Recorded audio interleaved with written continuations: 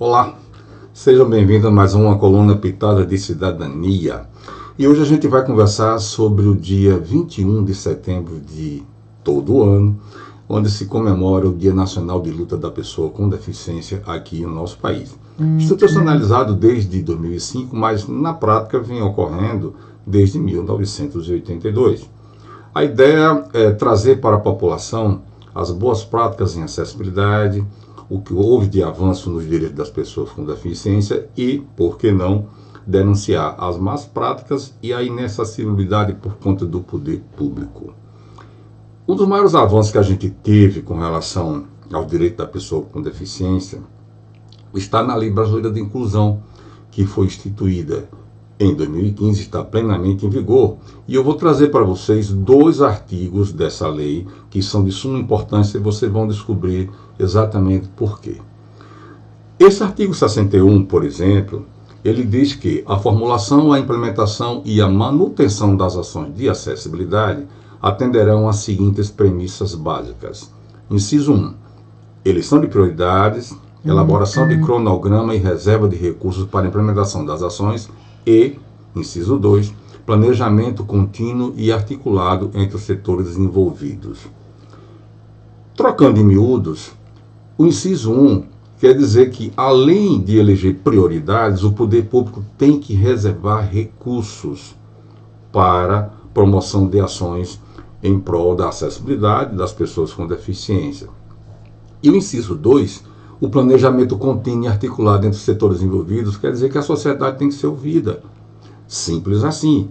Então, ouvida a sociedade, o poder público tem que alocar recursos para atender aos reclames dessa sociedade.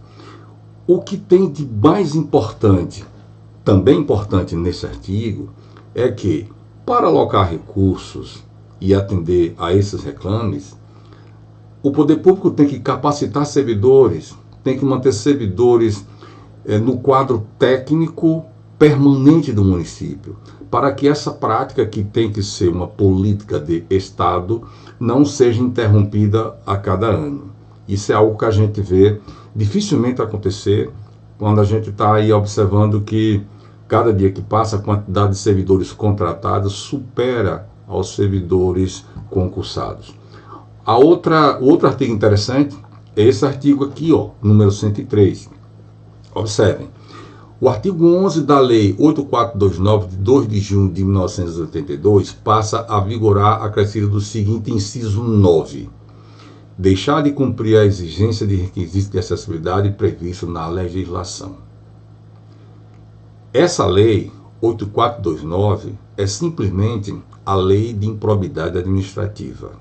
Significa dizer que é crime de improbidade administrativa deixar de atender os requisitos de acessibilidade previstos na Lei Brasileira de Inclusão, que está em vigor desde 2015. Por que com toda essa legislação robusta, essas questões de acessibilidade não têm sido objeto de atenção do poder público? Dois motivos essenciais. A falta de fiscalização da sociedade e a falta de acompanhamento por parte dos órgãos de controle. No caso dos estados e municípios, tem o Tribunal de Contas dos Estados, que estão deixando brechas ao não observar essas exigências para que as contas dos gestores sejam aprovadas sem nenhum problema. Isso é muito ruim. E como a sociedade não tem pleno conhecimento da legislação, ela não faz as cobranças. O Tribunal de Contas dos Estados tem essa obrigação de fazer desde 2015. Alguns estados já emitiram cartilhas orientando as prefeituras a obedecer a esses requisitos, mas a fiscalização não tem sido feita.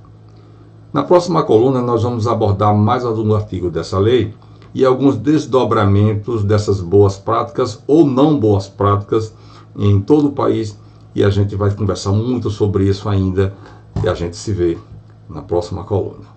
Um forte abraço e até lá!